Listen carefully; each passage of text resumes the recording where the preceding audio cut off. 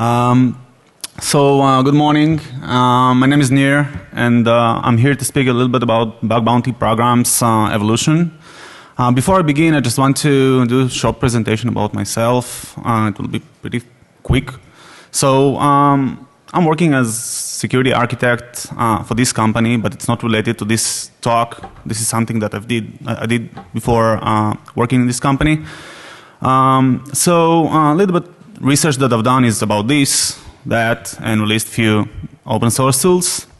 But actually I'm here because I'm trying to show something that I've done. I'm actually an entrepreneur. This is like a hacker, but different spelling. So yeah. I just want to show you the research that I've done in the last 3 years about bug bounty programs. And it started actually as an academy final project. I thought about a way to create a bug bounty program, which was something that I saw on iTest, but not from the security perspective, but from the QA perspective. So, okay, I thought about creating this bug bounty program, and I decided that I want to upload images, like a testing environment, in order to allow this safe bug bounty program. But then I realized, okay, it may be a problem if we want to maybe use mainframes for the testing, and then, well, it may be a problem.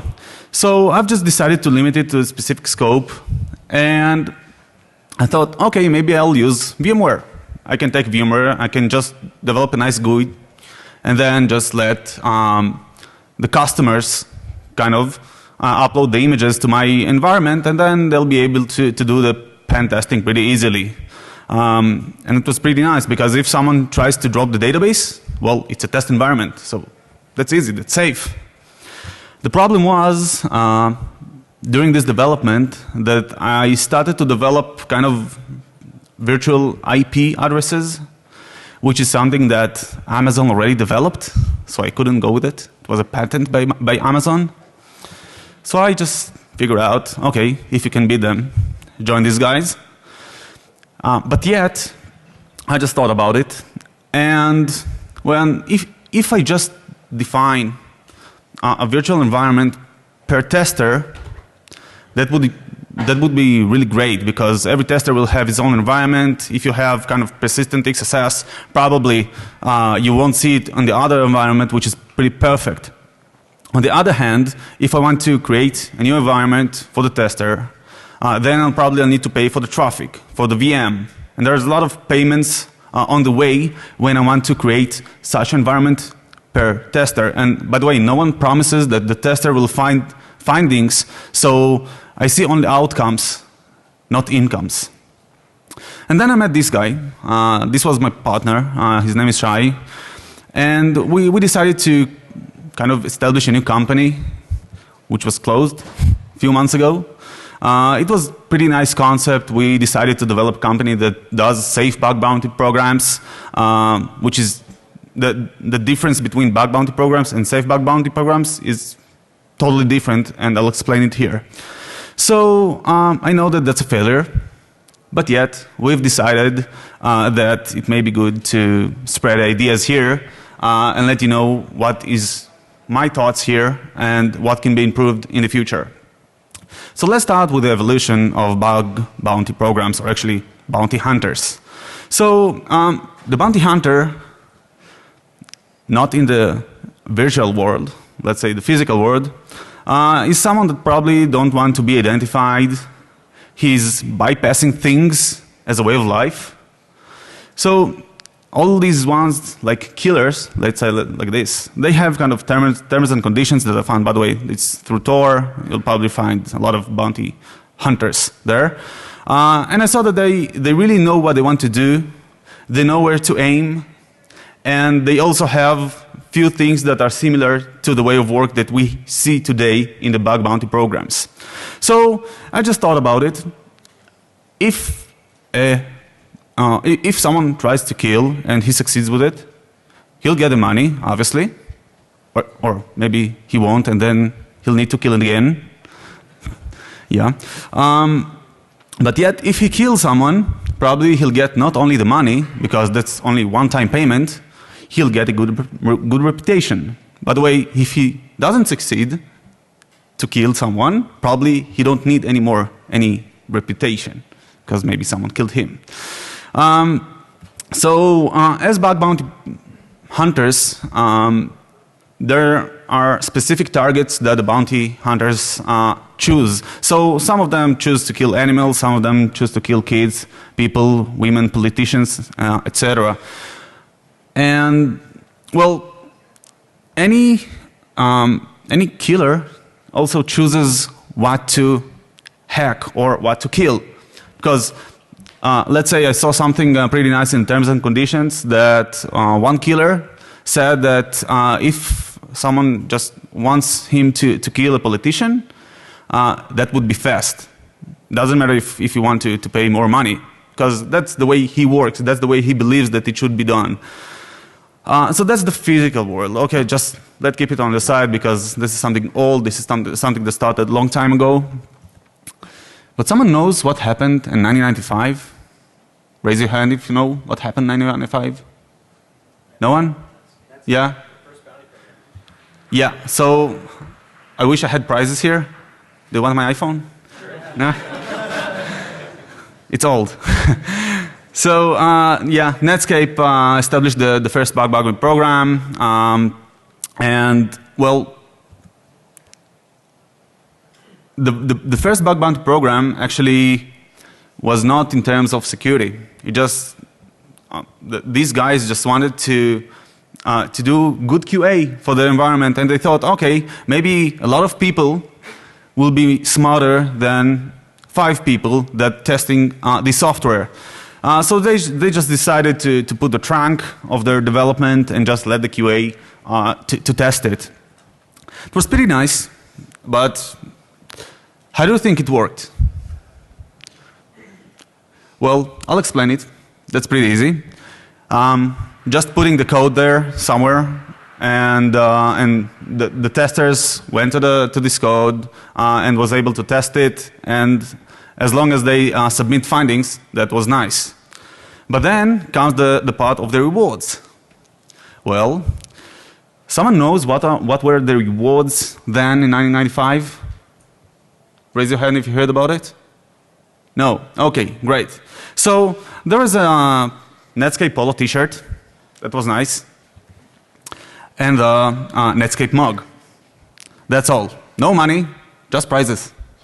And you know what? A lot of people did it because they wanted a mug with the Netscape logo. I know they couldn't afford themselves to buy the mug with the Netscape logo, so they just got it. So do you think it was a successful story or not? Raise your hand if you think that it was a success story. All the rest, get out. Okay. So it was a success story, and I'll explain you why. In 2004, which is following the acquisition of NCR, well, following the acquisition of Netscape by AOL, well, a new foundation started, Mozilla Foundation, which is something that uses the same engine the Netscape used, and created a new company, Mozilla. So Mozilla is kind of Netscape, but an open source. And well, they started in 2004 their bug bounty program. And again, it succeeded, and you'll see the results of today. This is something that I just found a few months ago when it was kind of a result of the Heartbleed attack. They just said, hey guys, I just signed my software. Can you find a few vulnerabilities there? And I'm willing to pay a lot for that. By the way, they're not giving t-shirts anymore for that. So I just thought, okay, we know about bug bounty programs and we understand that this is a pretty good idea. And yet I just want to share with you the perspectives that the business thinks about them, and then what the bug bounty hunter looks in these programs. So let's start with the business. I just decided to split the perspectives to 3.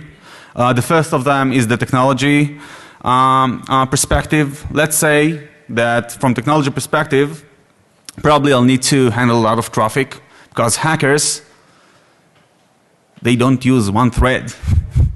They don't need to use one thread. So probably they'll use 10 threads or more, depends on the amount of tools they have and how strong their computer, by the way. And then, obviously, when the customer or the business will receive this traffic, it may be affect on the performance, and obviously it can do a lot of other things. So maybe these companies need to upgrade their IDS or IPS. By the way, this is the one that just barks, right? This is something else. This can bite. This is the IPS. So this means that I'll need to upgrade my machines in order to stop an attacks from various sources, and this is probably will be done on the production environment. On the other hand, maybe I have a WAF. So again, I need to pay a lot of money to get stronger WAF. So that's the technology, and it can be solved by money. It's not easily, but it depends on the size of the company. And then I'm just thinking about the operations. Okay, so we have the operation, we have the bug bounty program, and then the question is, how do I manage incidents? Well, if someone tries to do DDoS, how do I manage that? If someone tries to drop my database because he just found pretty nice SQL injection, well, it will be a problem because I need an incident response team. And sometimes in small, medium businesses, they don't have an incident response team. So if we'll go to the enterprises, to the big ones, probably it's not a problem. But if we'll go to the small ones, well, they just need to think about maybe engaging a third-party company to do this for them, or maybe someone can supply that for them as part of the service of being in bug bounty program. So this is the first problem, but the second one is completely different because I know that I'll have bugs because someone will finally find something there. Obviously, hackers are pretty good. Mainly if there are a lot of hackers that try to find bugs there. So I just thought about it. Maybe I should manage it as part of my change control system. Yeah, and that means that all the developers in the company will be able to see the bugs. That's not good because they can sell them pretty easily. So maybe someone that can supply this bug bounty program can also supply me kind of bug bounty management system, which is pretty good if it's secure enough. And obviously this is something that should be managed somewhere in the cloud, unless it's a proprietary development. So that's just a problem. So I just thought about other thing. And this is something that one of the customers that I worked with asked me, you know what, no problem, I'll give you to do bug bounty program, but what happens if someone just harms my business? What's then? Who should I sue?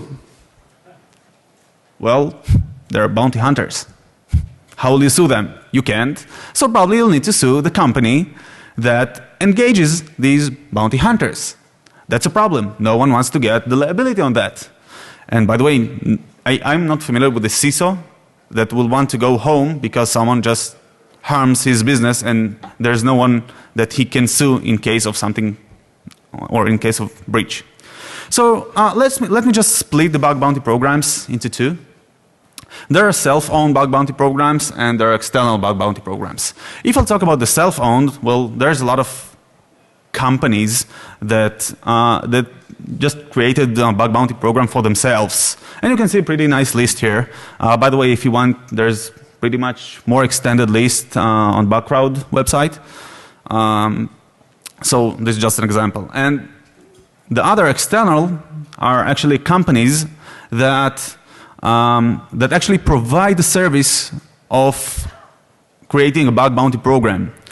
And I'm not sure that I posted all of the companies here, but I saw a few logos here. Raise your hand if you're from external company. Yeah, so there's a lot of people here. Pretty nice.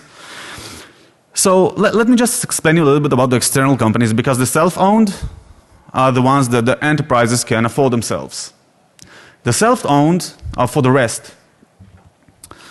One of the things that I saw on one of these companies, the external ones, that these companies can actually build an A-team. They can build an elite team of pen testers. And that's pretty good because the elite team probably will be better than 5 other pen testers, because probably if you'll gauge a company, I know that you trust this pen testing company, but yet there is only 3 to 5 people of team that does this pen testing.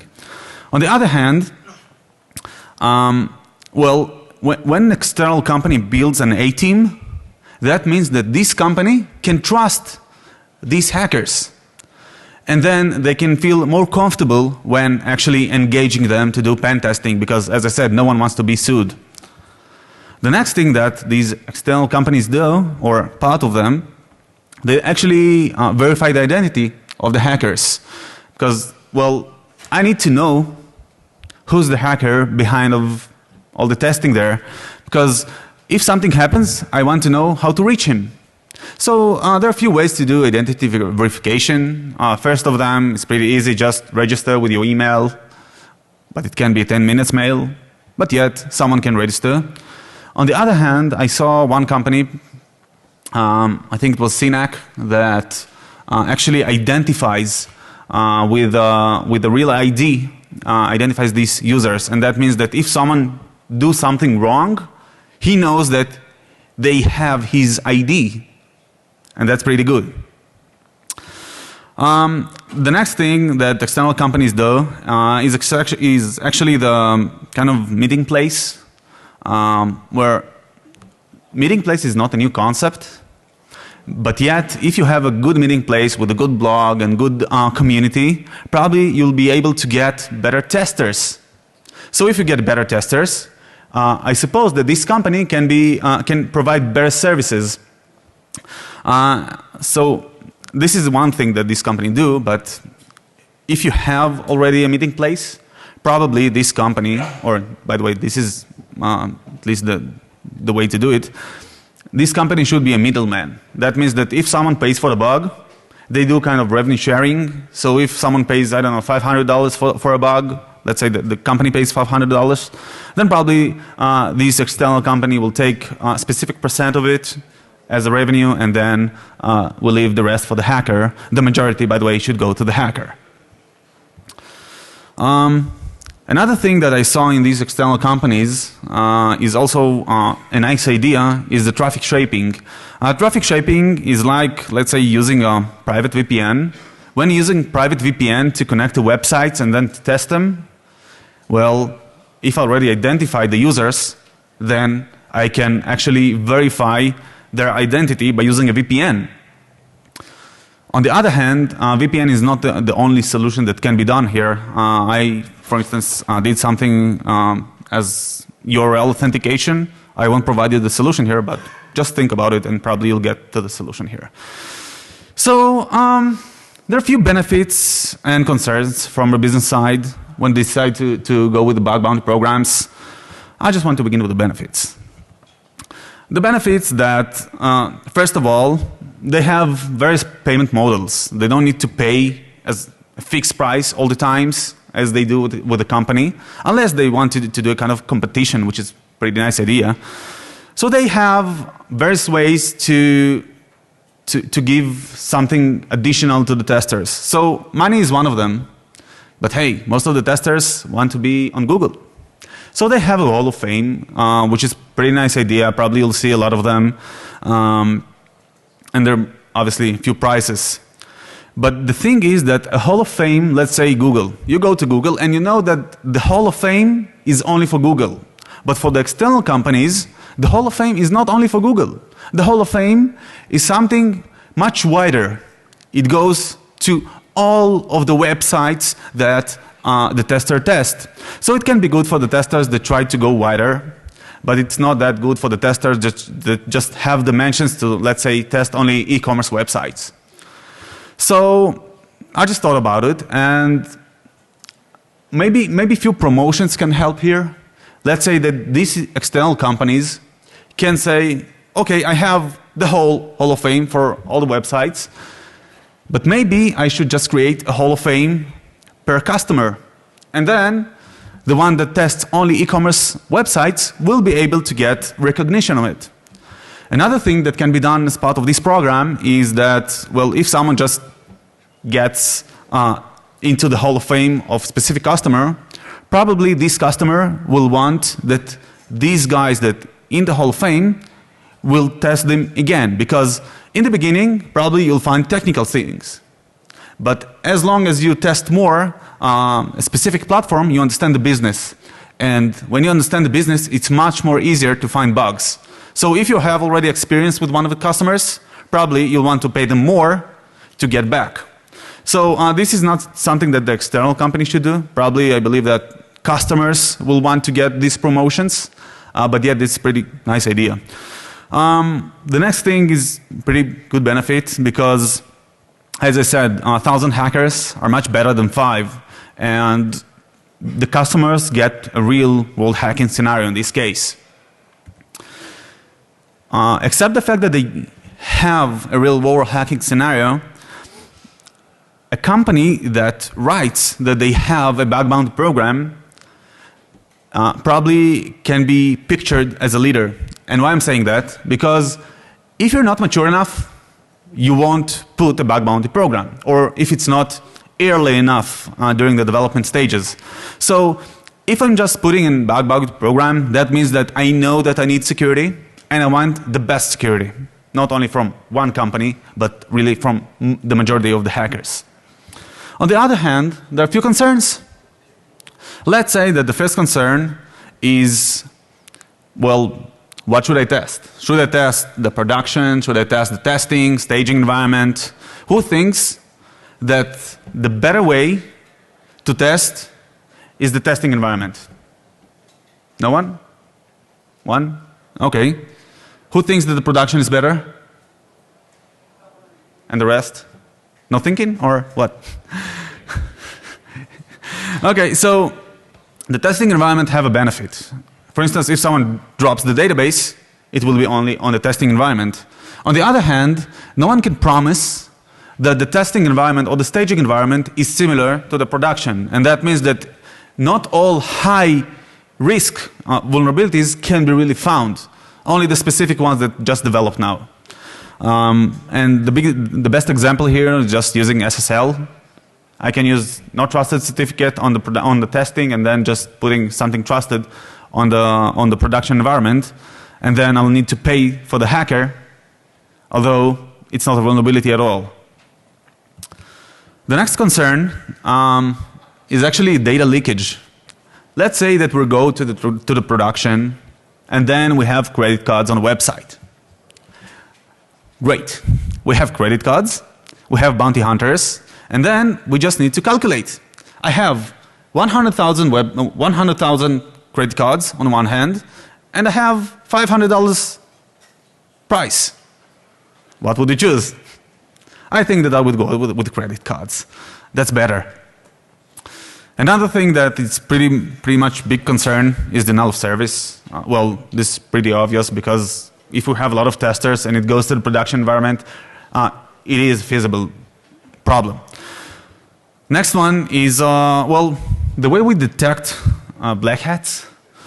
Because let's say that we have a bug bounty program and we have our perimeter, and that's pretty nice. But then we're exposed to all the good hackers and the bad ones. And the thing that we don't want to happen is this. Well, this is Facebook. It's, by the way, the screenshot from 1337. Raise your hand if you know this website. Okay, so I'll just explain shortly. This is a website that you can find a lot of exploits there, and for part of them you need to pay. So you don't want to get posted there because the hacker can post the vulnerability there and get a little bit more money than he planned to get as part of the bug bounty program. Okay, so that's another concern. What happens when there are too many bounty hunters and then not all of them really understand the security? So let's say that something that I got from one of the companies.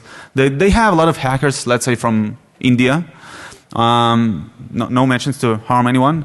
But these hackers sometimes just try to post bugs that are not security bugs. For instance, the CSS here is not working. This is not a security bug. And someone really thinks that he'll get money for that? Not really. So the problem here is not the posting of the bugs. The problem is who verifies that. I can get thousands of bugs of CSS, incorrect CSS, and then I need to spend my time as an external company to verify these bugs. And if I'm not spending this time, probably the customer will need to spend this time to verify CSS bugs. Well, it can be nice because they have another QA team, but that's not the purpose of this bug bounty program. So there's something nice that I saw on BugCrowd's website. They actually see when customer will see or get an kind of notification from the customers that they say, hey guys, we have performance issues, just notify the hackers that they need to stop. Yeah, so they're sending mails and notifying the hackers to stop. Most of the hackers will stop. So that's kind of a good solution. Maybe it can be better, but this is a pretty good solution because if, let's say, we don't have an external company, it will be hard to identify the users and then send them the mail because we don't know who tests us. The next one is kind of minimizing the exposure time. Let's say that we found something as hackers on the website, and now obviously we're posting it, but then maybe the hacker posts it in other websites. So how can I be sure that actually someone will stop this attack? So I can try to prevent somehow 0 days by just not publishing it somewhere. But yet, the company needs to identify that there's a time, a specific time, that they have to fix the issue. And if they don't fix it, probably the hacker will want to publish it. So these are the perspective from the business side, but let's look at the bug bounty hunters. And these guys are obviously the most experienced people in the world because they tired from working only on their day job. They just want to find the next thing. So they're just looking for bugs in these companies that allow bug bounty programs. But a small problem that we have here is that it's a little bit hard to classify these hackers because all of them are equal and we don't know which hacker is better. And then, well, I'm just competing with other hackers. And why is that? Because they just write that they have 8 years of experience, although they have 8 months of experience. So this is not exactly fair to work with a variety pen testers, but that's the fact, and everybody should work together. So I just thought about the motivations. Well, actually, I not only thought about it, I just interviewed a few hackers, and I tried to understand what motivates them to do bug bounty programs. So the first thing is pretty obvious. Yeah, that's what we all want, but with dollars. Yeah. The next thing is prestige. Hackers wants to be the ones who identified as the best hackers of a certain bug bounty program. Let's say hackers wants to be on Google, Facebook, PayPal, and hackers wants to be the best of an external bug bounty program because that means that they have experience in various websites, not only specific website. And this is good because I think that if someone looks for a name on Google, probably you'll want to have more than 10 pages on Google, and that this can lead to it. The next question is, which one of you likes gaming? No one? Okay, that's all? Only half? Okay. So hackers most of them likes gaming. And since they likes gaming, if you combine gamification into these programs, it will be much easier because let's say you have ranks, you have kind of kings and newborn hackers, and then you can just give ranks to them. That would be pretty nice because they will try to get to the king hacker. And they won't stop until they get there. And until they get there, probably you'll invent another ranks. So that's good. It won't end anyway. On the other hand, there are a few frustrations on these programs. The first of them is something that, well, I did a little bit more than a year ago, or less. Yeah, it's less than a year ago. I just found something on a company's website. Well, a company's, it wasn't a website. It was their messaging system. And I decided to post a bug, and not because I just wanted the money, because this company not giving money.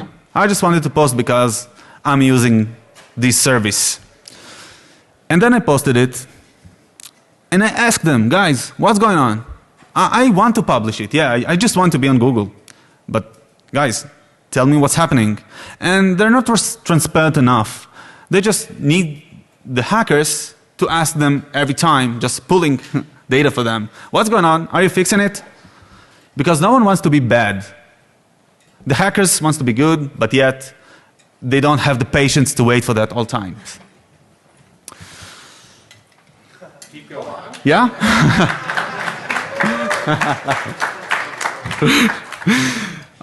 Great. Another thing is the fact that no one really knows when bug bounty program stops.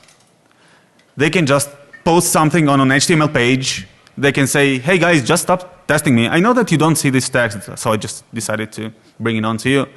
So you can see that the bug bounty program object changed to cancellation. This is something for PayPal's website.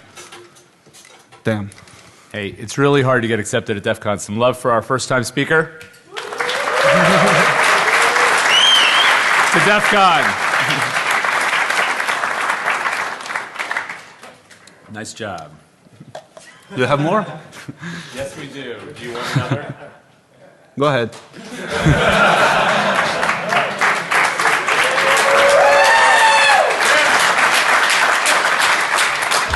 I'm sorry, the first one is free.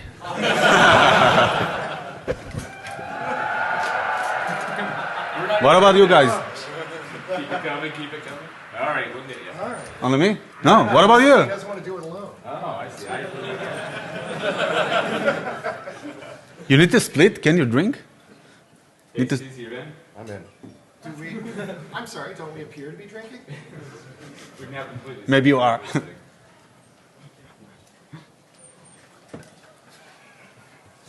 5 o'clock somewhere. Cheers. Right, to DEF CON again.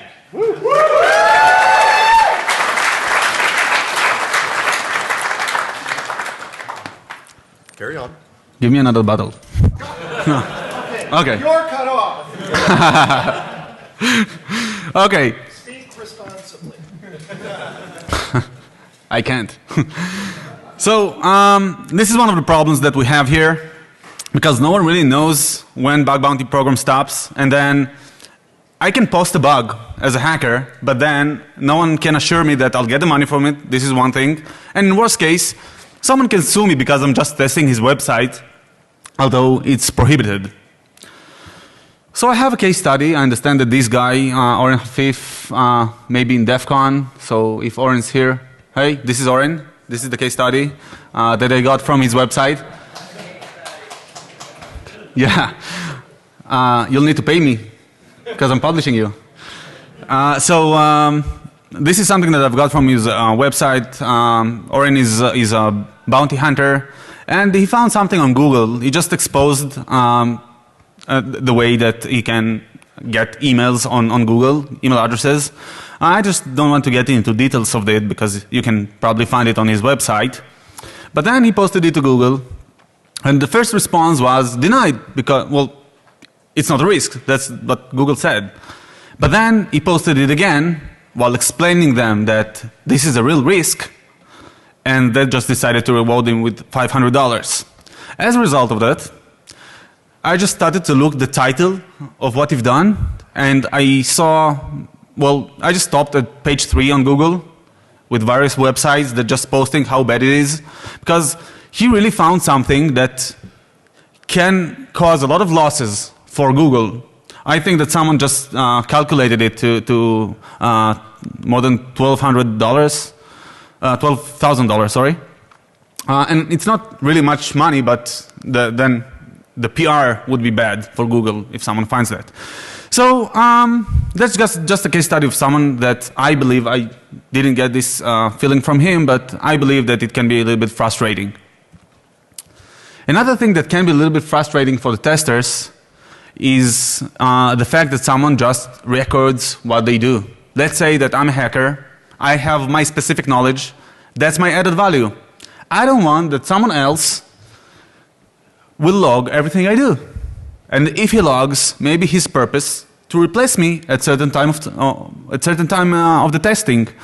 That's the way, by the way, of developing security tools, because they learn how hackers work. But no one's really want to be the one that just everyone knows what he knows. That's the way why the hackers get money. So these are generally the things that are related to the business and for the testers. But I'm here actually to explain you a little bit more about what can I see in the future in the bug bounty programs.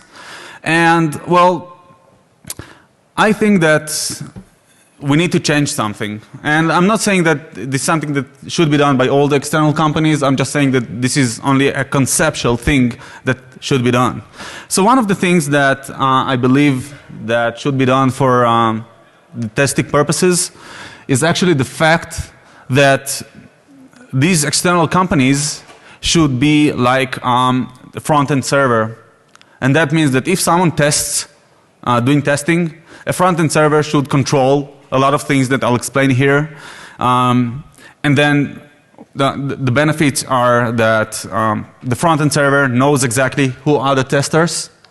And on the other hand, if the front-end server wants to log something about the hackers, probably he'll be able to do it and then develop the next product. I know that this is bad for the hackers, but this is good for the business. So I just thought about how to minimize the security risks by creating a bug bounty program. And I thought, okay, if we'll allow pen testing and then prevent the malicious exploitation, it can be nice. But hey, I can't put a WAF there because a WAF will stop the pen testing, obviously. So this is a pretty good challenge if someone tries to do that, because there's a lot of fine-tuning that should be done here. But yet, that's the idea. So if we'll just try to minimize the risks, I think that we can start with data leakage. That's a pretty good example, because we said that this is one of the concerns that the business have. And we want to take one step further here. So if we have a front-end server, we can do kind of deep packet inspection and actually see what's going on there. So if we're able to see what's going on there, and we can validate using a regular expression how actually credit cards look like, we'll be able to stop data leakage. And it can be done on credit cards, social security numbers, or anything that can work with regular expressions. What I've did then, when I had this middle server, I actually created a page. This page actually was kind of replaced response for the hackers that says, hey man, you found something, congratulations. The token of what you found is this one. Please post this token with your name and you'll get rewarded for that. Obviously, someone will need to validate it, but yet the hacker won't be exposed to credit cards. And this is good for the business. It really minimizes the risk. Another thing is the fact that, as we all know, organizations can be DDoSed.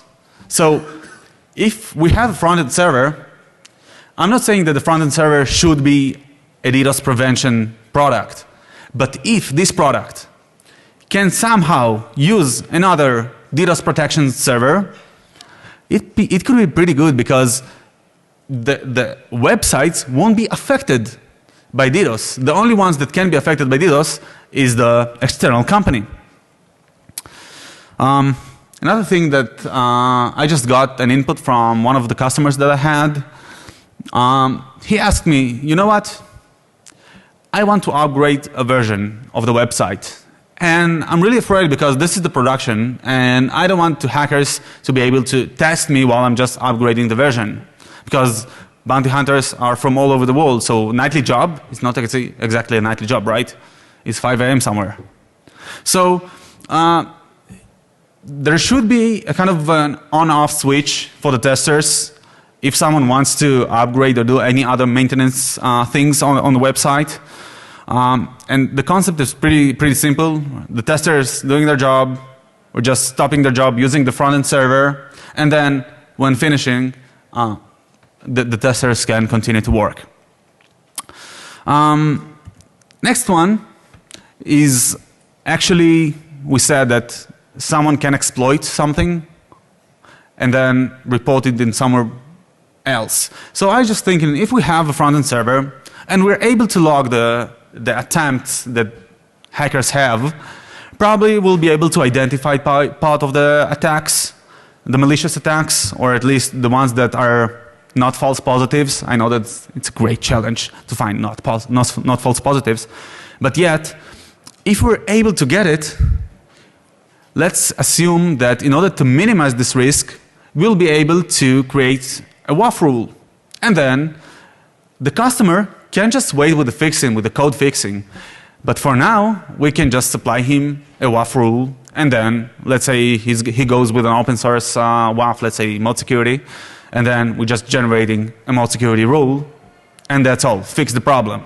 And by the way, if this front-end server has a WAF by itself, we can do something even better. We can actually allow QA because we can apply the patch on the front-end server and then let the testers just test everything and add the QA team.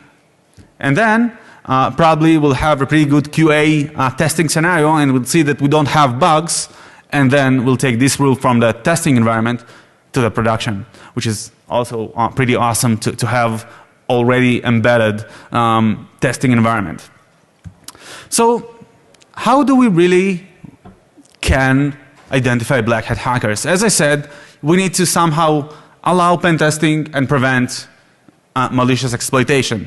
So I just decided to give you a few examples of what is legitimate and what is malicious. Let's say this kind of SQL injection is pretty legitimate. Next one is also legitimate. All the selects are, well, most of the selects are legitimate. On the other hand, if we'll go with the malicious SQL injection, that's pretty nice, yeah. Especially on production. Yeah. It's even better if you can even drop the backups. So this is one. Second thing is maybe may include evasions. So that's kind of other way to do it.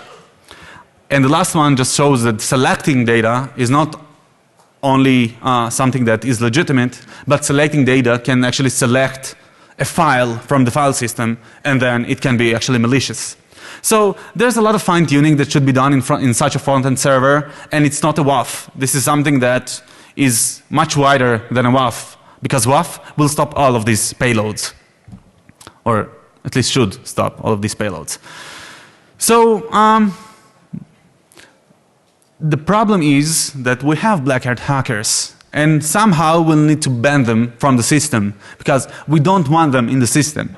So the way to ban them is by just using kind of authentication. If we know who they are and they already registered to our system, then probably we'll need to identify them. It can be done through ID, it can be done through, as I said, VPN, URL authentication, or other creative methods. All of you security guys, so probably you'll find other ways except the ones that I just mentioned. So if I'm thinking a little bit forward, I think that not only hackers should be in bug bounty programs. I think that if we'll just engage in other people to the bug bounty programs, it can be even better. Because, for instance, let's say that we have attorneys. The attorney probably won't find SQL injection Obviously, attorney doesn't know what is SQL injection unless someone learned to be attorney and he's a hacker, which I don't think there are people here like that. But yet, the attorney can find incorrect terms and conditions on the website. And this is pretty nice. This is a pretty short test. And if he finds something, he can just report a bug, which is a business bug. It's not exactly a technical bug. And that's nice. Other things are also business analysts, which can test the flows that we have in the application. And sometimes the flow can be incorrect. And obviously, I'm talking about security analysts. I'm not speaking about kind of product analysts that don't understand security. So I'm saying that when we have bug bounty programs, probably we'll need another guys except the technical ones that do the job, and probably we'll need to reward them in other way. I don't have the properties of all of these characteristics, but we'll probably need to understand what it means, but yet it's a good idea. So just to sum it up, I just think that the bug bounty programs is a great idea. It can be done through internal or external program. The external ones, as far as I understand, till now, they're pretty good. And I think that we'll find a lot of these programs in the future. But yet, if I'm thinking about the business perspective and the one that really wants to defend his organization and don't want to go home because someone is breached, I suppose that we have a long journey in front of us in order to fix all these risks, or at least part of them, and then we'll be able much safer. And if you have any questions, that's the time.